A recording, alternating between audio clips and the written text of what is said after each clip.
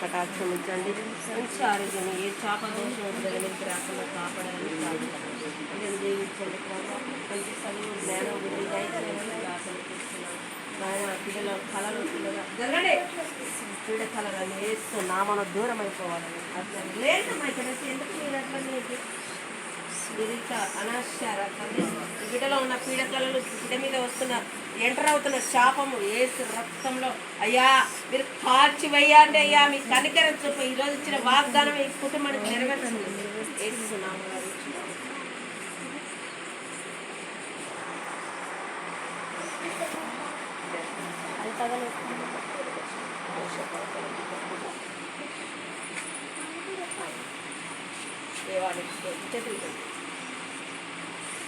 ఈ రకమాల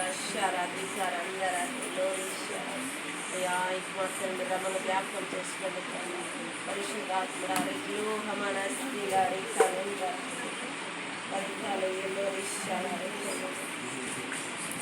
అగ్ని దిగులు కాక యేసు నామములో ఈ దేహంలో ఇదిగో చచ్చిపోని చెప్తున్న మరణ దూత ఈ బిడ్డను వదిలిపెట్టుకోమని వేస్తున్నాము. ఆజ్ఞాపిస్తున్నాము. వేస్తున్నాము. వెళ్ళిపోయేస్తున్నాము. తాకు పరిశుద్ధాత్ముడా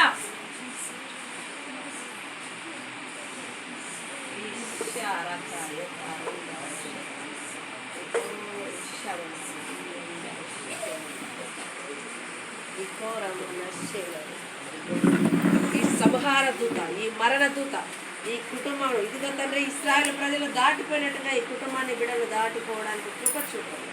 అయ్యా కృప చూపయ్యా. యేసునామములో ప్రార్థన చేస్తున్నాము. బిడ్డని చేతులకు అప్పగిస్తున్నాము.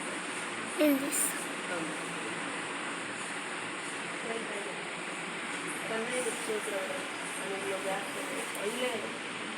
కుమారుని వ్యాఖ్యలు వేసుకుని కుమారుని పీడిస్తున్న అంధకార శక్తులని యేసు నామములో ఇప్పుడే విడుదలైపోదు కాక. అయ్యా మీరు తాకు దర్శనం వేయాలి. దుఃఖపట్టండి తాకులైనా ఈ